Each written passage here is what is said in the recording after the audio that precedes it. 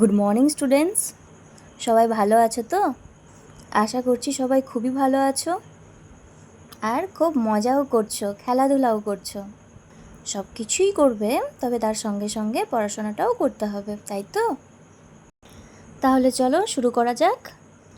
আজকে আমরা স্বর্ণাক্ষর বইটি বের করব, তারপর 22 পাতায় চলে আসব। আর এই পাতায় তোমরা কি দেখতে পাচ্ছ? দেখতে পাচ্ছ ছ বর্ণটি। কি দেখতে পাচ্ছ? ছ বর্ণটি। দেখো এখানে একটা ছবিও দেওয়া আছে। কিসের ছবি এটা বলো তো? এটা হলো একটা ছড়ি।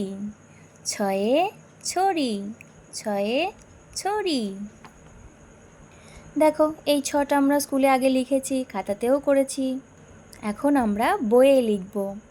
দেখো প্রথমে আমাদেরকে ট্রেসিং করতে দিয়েছে, তারপর এই যে ফাঁকা ঘরে লিখতে দিয়েছে।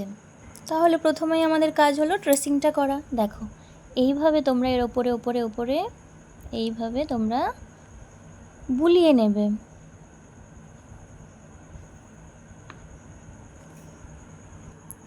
এভাবে একে একে তোমরা সবগুলো ছ ট্রেসিং করে নেবে। তোমাদেরকে আগেই বলেছি, যারা চ লিখতে শিখেছো তারা খুব সহজেই ছ লিখতে পারবে। কারণ ছ লিখতে গেলে আমাদেরকে প্রথমে চ লিখতে হবে, তারপরে কি করতে হবে? আমি কি বলেছিলাম? এই চ থেকে একটা 2 করে দিলেই কিন্তু ছ হয়ে যাবে। দেখে নাও তাহলে। দেখো প্রথমে আমরা এভাবে একটা চ লিখব, লিখলাম। এরপর এখান থেকে আমরা এভাবে 2 করে দেব, তাহলে হয়ে গেল ছ। প্রত্যেকে কিন্তু পরিষ্কার করে লিখবে, তাহলে তোমরা পুরো পাতায় ছটা সুন্দর করে লিখে নেবে। তাহলে তোমরা লিখতে থাকো আর খুব মজা করো। টাটা।